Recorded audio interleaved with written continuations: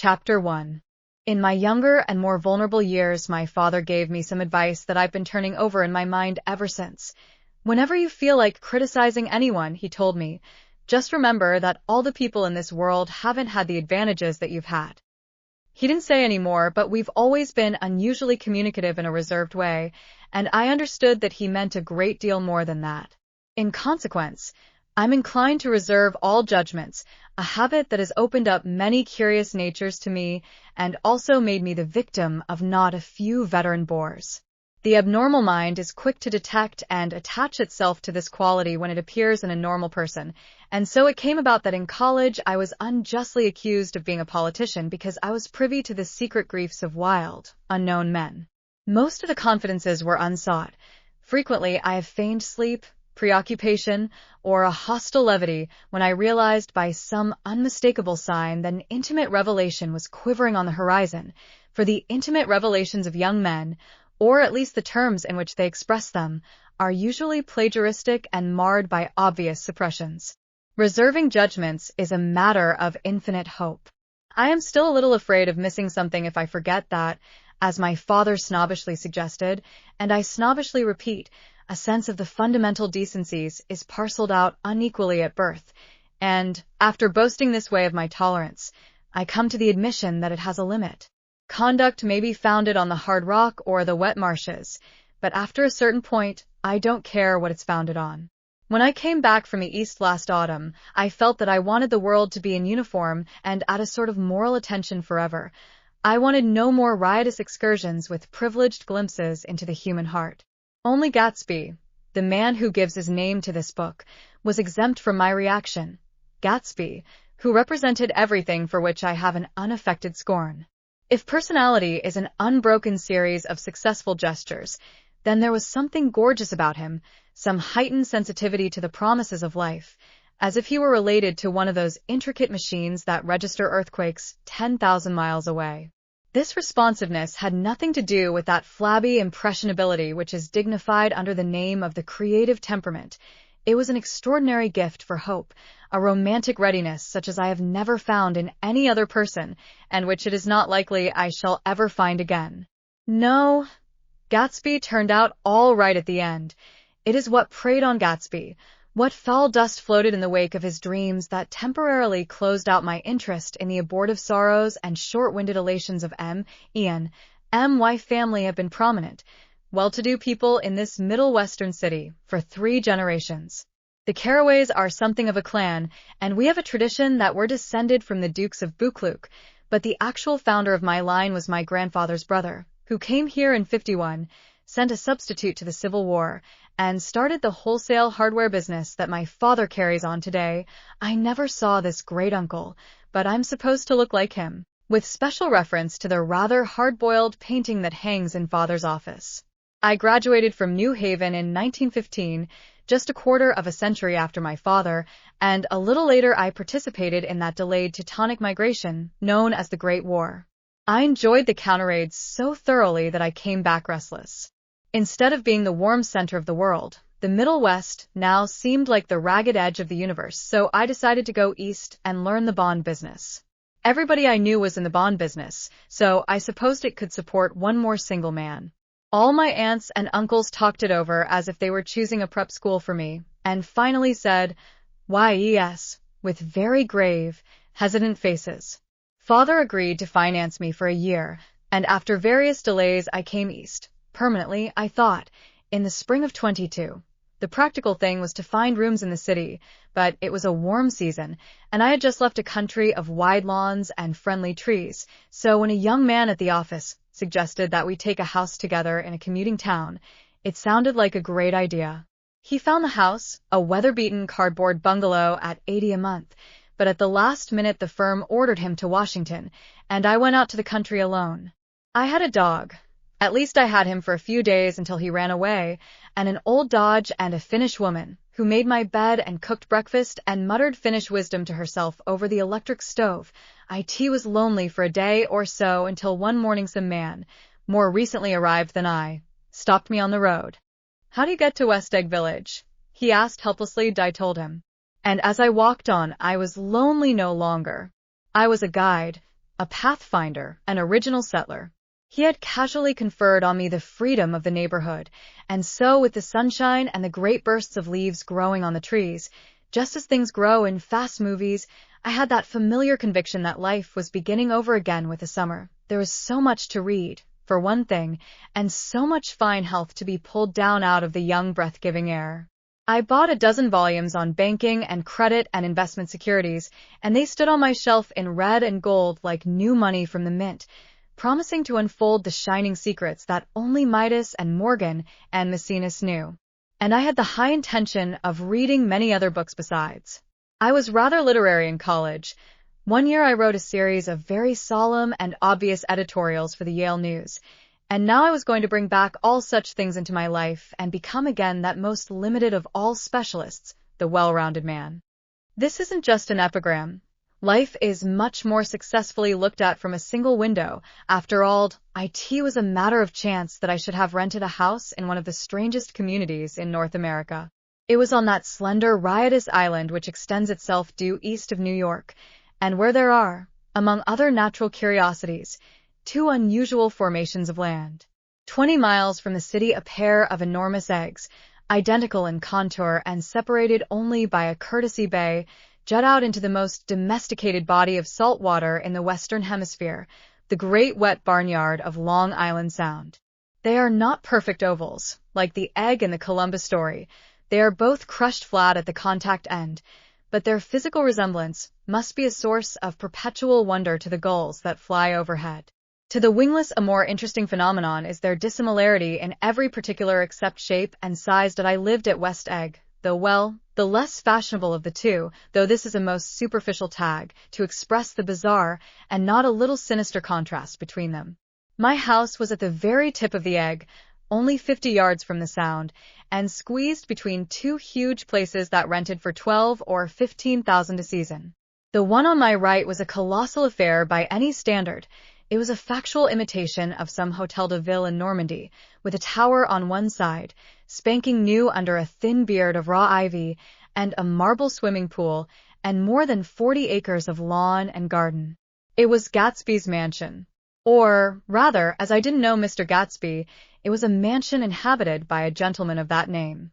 My own house was an eyesore, but it was a small eyesore, and it had been overlooked, so I had a view of the water, a partial view of my neighbor's lawn, and the consoling proximity of millionaires, all for $80 a month. Across the courtesy bay the white palaces of fashionable East Egg glittered along the water, and the history of the summer really begins on the evening I drove over there to have dinner with the Tom Buchanans. Daisy was my second cousin once removed, and I'd known Tom in college. And just after the war I spent 2 days with them in Chicago. Her husband, among various physical accomplishments, had been one of the most powerful ends that ever played football at New Haven, a national figure in a way, one of those men who reach such an acute limited excellence at 21 that everything afterward savors of anticlimax. His family were enormously wealthy. Even in college his freedom with money was a matter for reproach. But now he'd left Chicago and come east in a fashion that rather took your breath away. For instance, he brought down a string of polo ponies from Lake Forest. It was hard to realize that a man in my own generation was wealthy enough to do that. Why they came east I don't know. They had spent a year in France for no particular reason, and then drifted here and there unrestfully wherever people played polo and were rich together. This was a permanent move, said Daisy over the telephone, but I didn't believe it. I had no sight into Daisy's heart, but I felt that Tom would drift on forever seeking, a little wistfully, for the dramatic turbulence of some irrecoverable football game. And so it happened that on a warm, windy evening I drove over to East Egg to see two old friends whom I scarcely knew at all. Their house was even more elaborate than I expected, a cheerful red and white Georgian colonial mansion, overlooking the bay. The lawn started at the beach and ran towards the front door for 1/4 of a mile, jumping over sundials and brick walks and burning gardens. Finally, when it reached the house, drifting up the side in bright vines, as though from the momentum of its run. The front was broken by a line of French windows, glowing now with reflected gold, and wide open to the warm, windy afternoon, and Tom Buchanan in riding clothes was standing with his legs apart on the front porch. He had changed since his New Haven years. Now he was a sturdy, straw-haired man of 30, with a rather hard mouth and a supercilious manner. Two shining, arrogant eyes had established dominance over his face and gave him the appearance of always leaning aggressively forward. Not even the effeminate swank of his riding clothes could hide the enormous power of that body.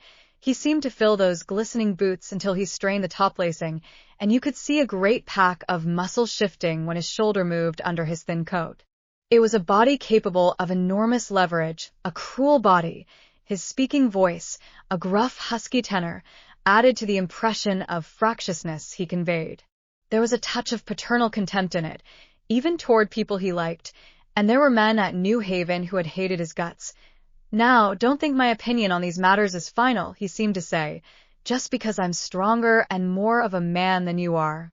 We were in the same senior society, and while we were never intimate, I always had the impression that he approved of me and wanted me to like him with some harsh, defiant wistfulness of his own. We talked for a few minutes on the sunny porch. "I've got a nice place here," he said, his eyes flashing about restlessly. Turning me around by one arm, he moved a broad, flat hand along the front vista, including in its sweep a sunken Italian garden, a half-acre of deep, pungent roses, and a snub-nosed motorboat that bumped the tide offshore. It belonged to Domain, the oil man. He turned me around again, politely and abruptly. "We'll go inside." We walked through a high hallway into a bright, rosy-colored space, fragilely bound into the house by French windows at either end. The windows were ajar and gleaming white against the fresh grass outside that seemed to grow a little way into the house. A breeze blew through the room, blew curtains in at one end and out the other like pale flags, twisting them up toward the frosted wedding cake of the ceiling, and then rippled over the wine-colored rug, making a shadow on it as wind does on the sea. The only completely stationary object in the room was an enormous couch on which two young women were buoyed up as though upon an anchored balloon. They were both in white, and their dresses were rippling and fluttering as if they had just been blown back in after a short flight around the house. I must have stood for a few moments listening to the whip and snap of the curtains and the groan of a picture on the wall. Then there was a boom as Tom Buchanan shut the rear windows and the caught wind died out about the room, and the curtains and the rugs and the two young women ballooned slowly to the floor. The younger of the two was a stranger to me. She was extended full length at her end of the divan, completely motionless, and with her chin raised a little, as if she were balancing something on it which was quite likely to fall. If she saw me out of the corner of her eyes, she gave no hint of it. Indeed, I was almost surprised into murmuring an apology for having disturbed her by coming in. The other girl, Daisy, made an attempt to rise. She leaned slightly forward with a conscientious expression. Then she laughed, an absurd, charming little laugh, and I laughed too, and came forward into the room. "I'm paralyzed with happiness." She laughed again, as if she said something very witty, and held my hand for a moment, looking up into my face, promising that there was no one in the world she so much wanted to see. That was a way she had. She hinted in a murmur that the surname of the balancing girl was Baker. I've heard it said that Daisy's murmur was only to make people lean toward her, an irrelevant criticism that made it no less charming. At any rate, Miss Baker's lips fluttered. She nodded at me almost imperceptibly, and then quickly tipped her head back again. The object she was balancing had obviously tottered a little and given her something of a fright. Again, a sort of apology arose to my lips. Almost any exhibition of complete self-sufficiency draws a stunned tribute from me. I looked back at my cousin, who began to ask me questions in her low, thrilling voice. It was the kind of voice that the ear follows up and down, as if each speech is an arrangement of notes that will never be played again. Her face was sad and lovely with bright things in it, bright eyes and a bright, passionate mouth, but there was an excitement in her voice that men who had cared for her found difficult to forget, a singing compulsion, a whispered listen, a promise that she had done gay, exciting things just a while since, and that there were gay, exciting things hovering in the next hour. I told her how I had stopped off in Chicago for a day on my way east, and how a dozen people had sent their love through me. "Do they miss me?" she cried ecstatically. "The whole town is desolate. All the cars have the left rear wheel painted black as a mourning wreath, and there's a persistent wail all night along the North Shore. How gorgeous. Let's go back, Tom. Tomorrow. Then she added irrelevantly, you ought to see the baby. I'd like to. She's asleep. She's 3 years old. Haven't you ever seen her? Never. Well, you ought to see her. Tom Buchanan, who had been hovering restlessly about the room, stopped and rested his hand on my shoulder. What you doing, Nick? I'm a bond man. Who with? I told him. Never heard of them, he remarked decisively. This annoyed me. You will, I answered shortly. You will if you stay in the East. Oh, I'll stay in the East, don't you worry, he said, glancing at Daisy and then back at me, as if he were alert for something more. I'd be a goddamned fool to live anywhere else. At this point, Miss Baker said, absolutely, with such suddenness that I started. It was the first word she had uttered since I came into the room. Evidently it surprised her as much as it did me, for she yawned and with a series of rapid, deft movements stood up into the room. I'm stiff, she complained. I've been lying on that sofa for as long as I can remember. Don't look at me, Daisy retorted. I've been trying to get you to New York all afternoon. No, thanks, said Miss Baker to the 4 cocktails just in from the pantry. I'm absolutely in training. Her host looked at her incredulously. You are? He took down his drink, as if it were a drop in the bottom of a glass. How you ever get anything done is beyond me. I looked at Miss Baker, wondering what it was she got done. I enjoyed looking at her. She was a slender, small-breasted girl with an erect carriage, which she accentuated by throwing her body backward at the shoulders like a young cadet. Her gray sun-strained eyes looked back at me with polite reciprocal curiosity out of a wan, charming, discontented face. It occurred to me now that I had seen her, or a picture of her, somewhere before. You live in West Egg, she remarked contemptuously. I know somebody there. I don't know a single. You must know Gatsby. Gatsby? Demanded Daisy. What Gatsby? Before I could reply that he was my neighbor, dinner was announced. Wedging his tense arm imperatively under mine, Tom Buchanan compelled me from the room as though he were moving a checker to another square. Slenderly, languidly, their hands set lightly on their hips, the 2 young women preceded us out on to a rosy-colored porch, open toward the sunset, where 4 candles flickered on the table in the diminished wind. Why candles? Objected Daisy, frowning. She snapped them out with her fingers. In 2 weeks it'll be the longest day in the year. She looked at us all radiantly. Do you always watch for the longest day of the year and then miss it? I always watch for the longest day in the year and then miss it. We ought to plan something, yawned Miss Baker, sitting down at the table as if she were getting into bed. All right, said Daisy. What'll we plan? She turned to me helplessly. What do people plan? Before I could answer, her eyes fastened with an odd expression on her little finger. Look, she complained. I heard it. We all looked. The knuckle was black and blue. You did it, Tom, she said accusingly. I know you didn't mean to, but you did do it. That's what I get for marrying a brute of a man, a great, big, hulking physical specimen of a— I hate that word, hulking, objected Tom crossly. Even in kidding. Hulking, insisted Daisy. Sometimes she and Miss Baker talked at once, unobtrusively, and with a bantering inconsequence that was never quite chatter, that was as cool as their white dresses and their impersonal eyes in the absence of all desire. They were here, and they accepted Tom and me, making only a polite, pleasant effort to entertain or to be entertained. They knew that presently dinner would be over, and a little later the evening too would be over and casually put away. It was sharply different from the West, where an evening was hurried from phase to phase towards its close, in a continually disappointed anticipation, or else in sheer nervous dread of the moment itself. You make me feel uncivilized, Daisy, I confessed on my second glass of corky, but rather impressive claret. Can't you talk about crops or something? I meant nothing in particular by this remark, but it was taken up in an unexpected way. Civilization's going to pieces, broke out Tom violently. I've gotten to be a terrible pessimist about things. Have you read The Rise of the Colored Empires by this man Goddard? Why, no, I answered, rather surprised by his tone. Well, it's a fine book, and everybody ought to read it. The idea is if we don't look out, the white race will be utterly submerged. It's all scientific stuff. It's been proved. Tom's getting very profound, said Daisy, with an expression of unthoughtful sadness. He reads deep books with long words in them. What was that word we? Well, these books are all scientific, insisted Tom, glancing at her impatiently. This fellow has worked out the whole thing. It's up to us, who are the dominant race, to watch out, or these other races will have control of things. We've got to beat them down, whispered Daisy, winking ferociously toward the fervent sun.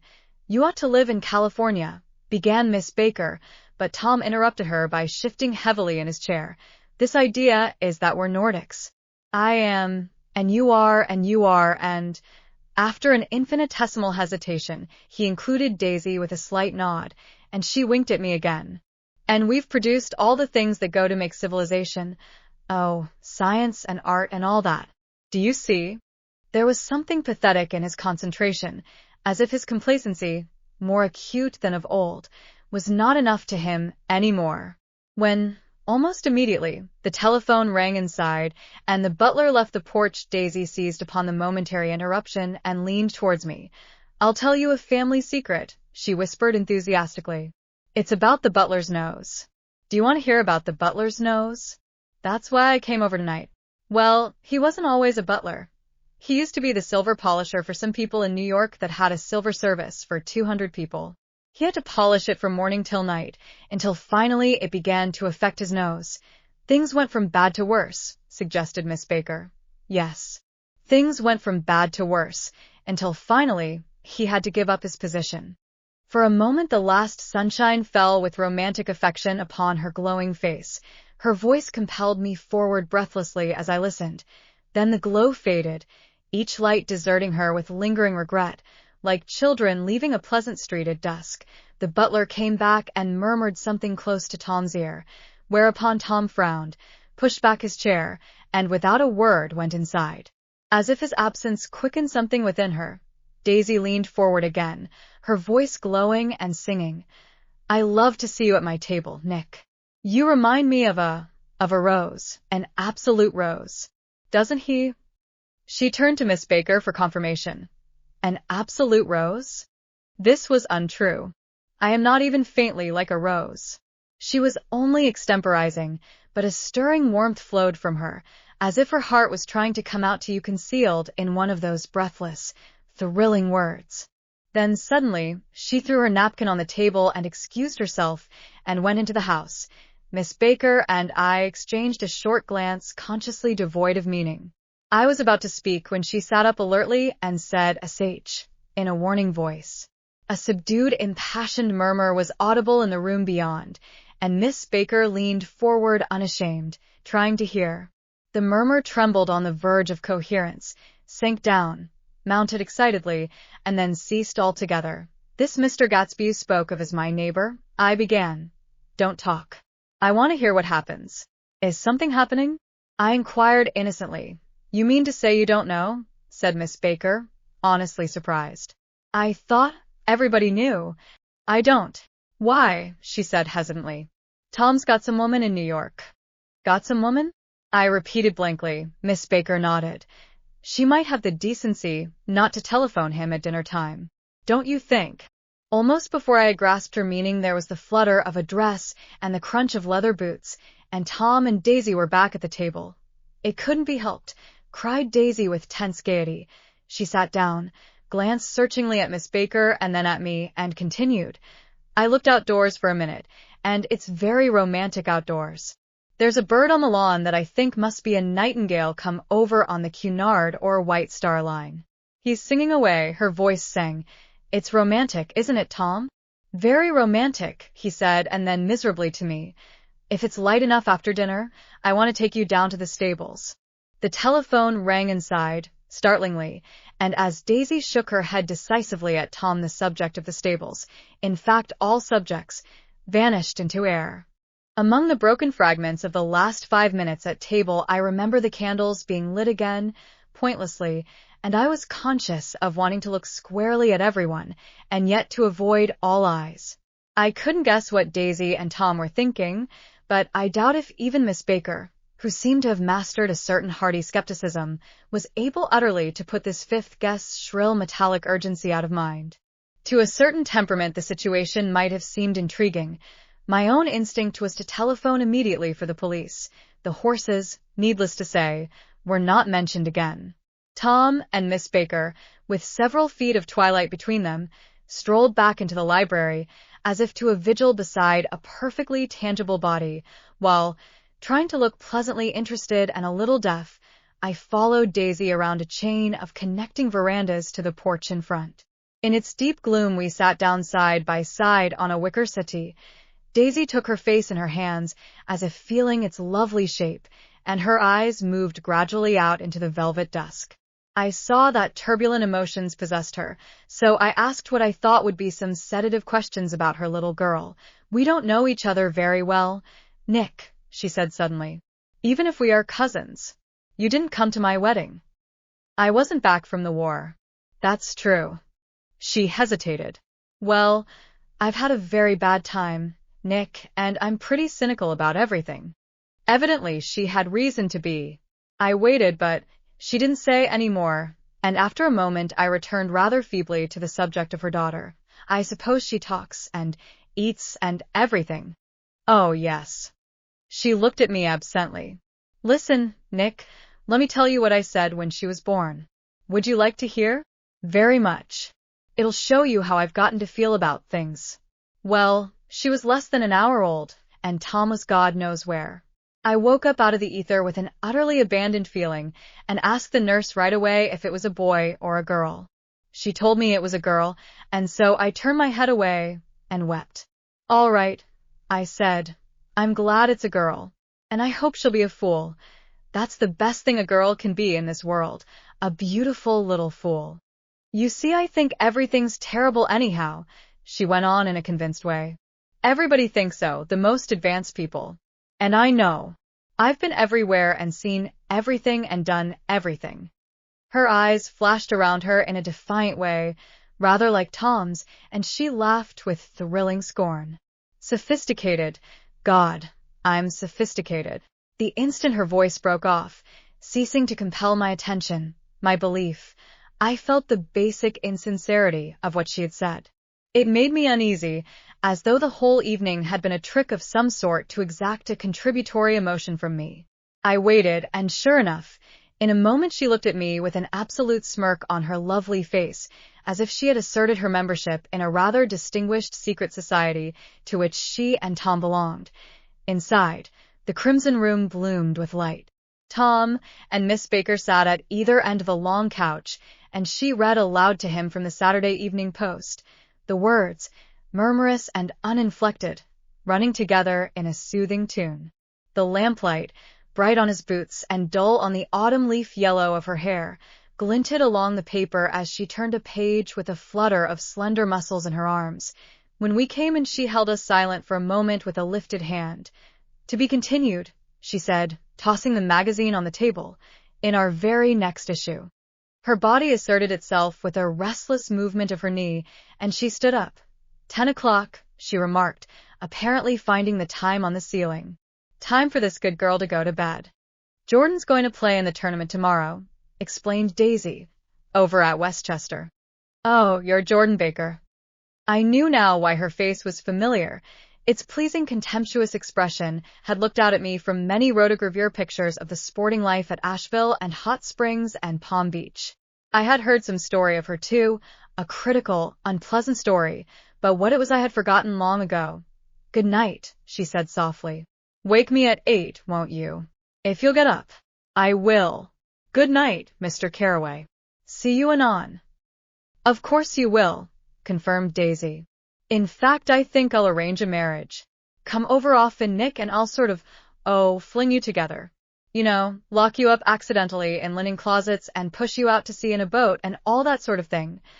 "Good night," called Miss Baker from the stairs. "I haven't heard a word."